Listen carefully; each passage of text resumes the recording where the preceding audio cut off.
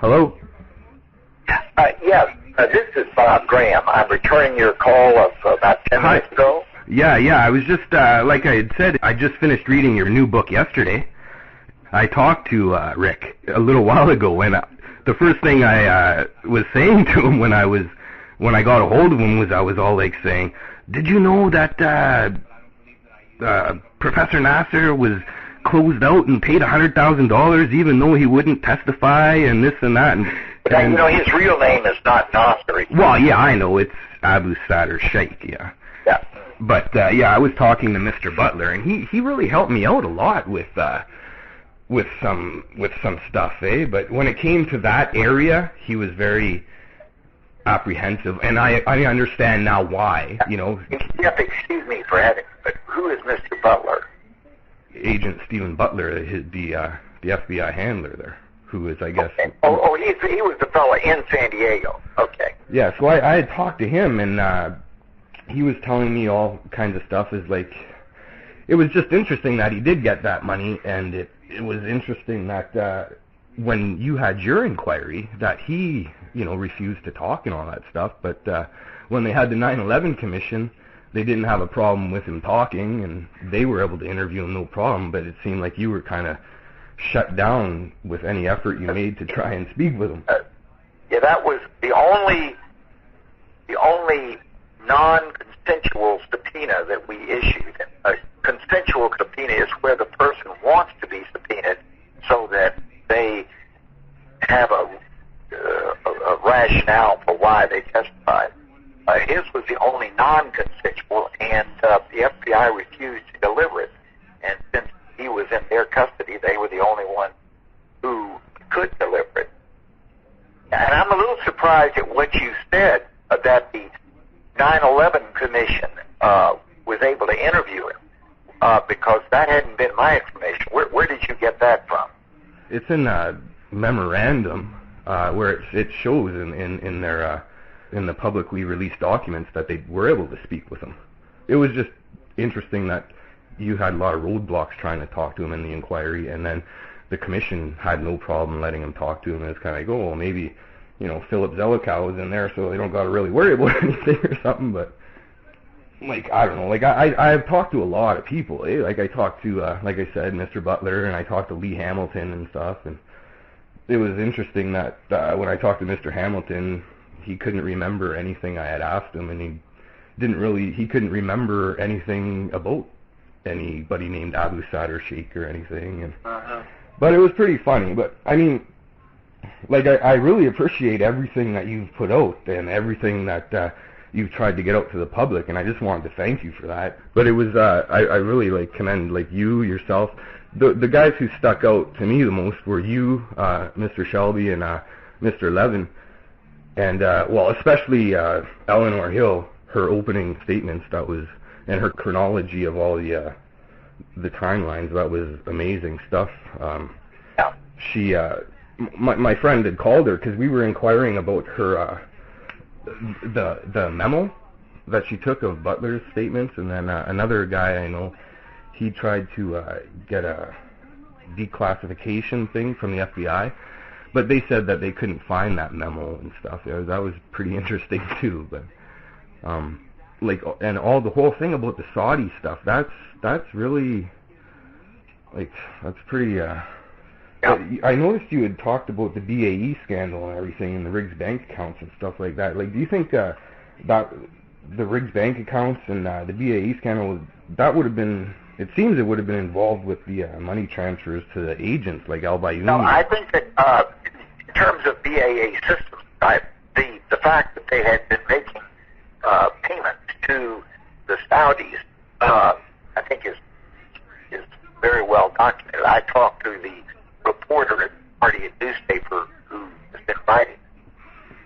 There was one thing that was I was really interested in, is there's this guy named Randy Glass, and he says on July 16th of 2001, he sent a document or a fax over to your office that spoke of threats of blowing up the World Trade Center and airplanes being used. And do you ever remember receiving anything from this Randy Glass guy? Like in July of 2001? we've got a lot of messages such as the one you just described, and we did not have the sense to an independent verification. So our practice was to turn it over to whatever agency would have been the most appropriate. In this case, probably the FBI. I don't have any independent, I do not have any recollection as to whether we got this information from Mr. Glass or not, and did what we did with it.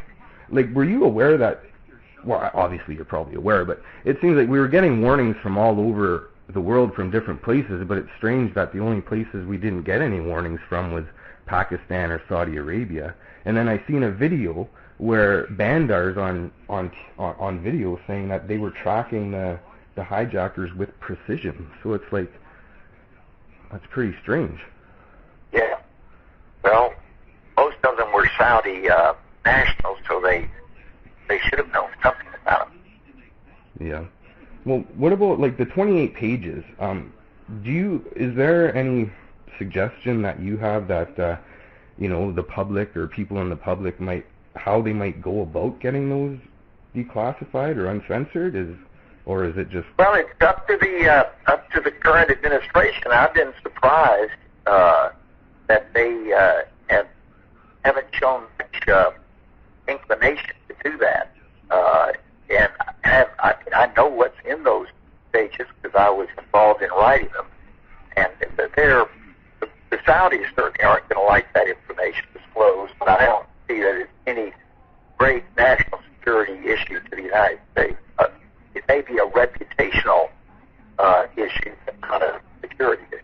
Like you had about the sources and methods, and it doesn't have any conflict with any sources and methods or anything. Yeah.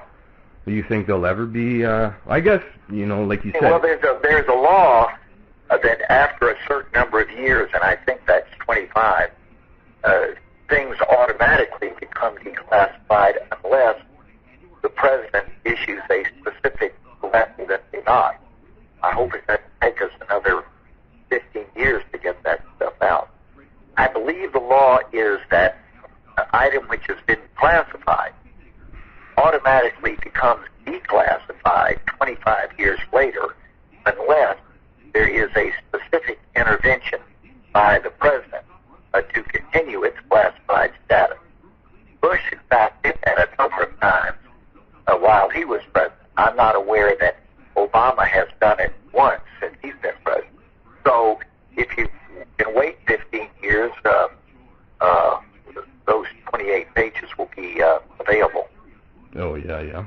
Well, there was something else that I thought was really interesting in Intelligence Matters when you were talking about, you brought up your meeting with Tommy Franks there, and you were talking about a manhunt compared to a war, and how he said the Predator was like, of a really significant help and everything, and that was taken out of Afghanistan and being put in Iraq and stuff. Yeah, it just seems like all those guys, like, like Bush and Cheney and, like they used 9/11 as their excuse for Iraq, and then another thing Mr. Butler said was it would be more, a big thing to focus on would be the lies that led to war in Iraq.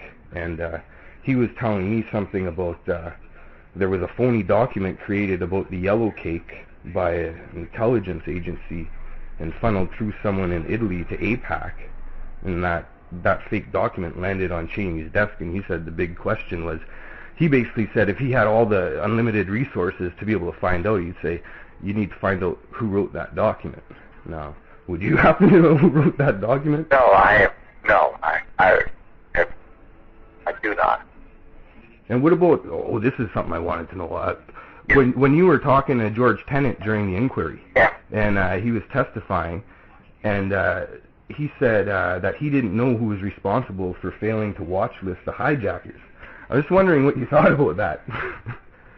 Tenet really fell from grace over this thing. I mean, I think he was a willing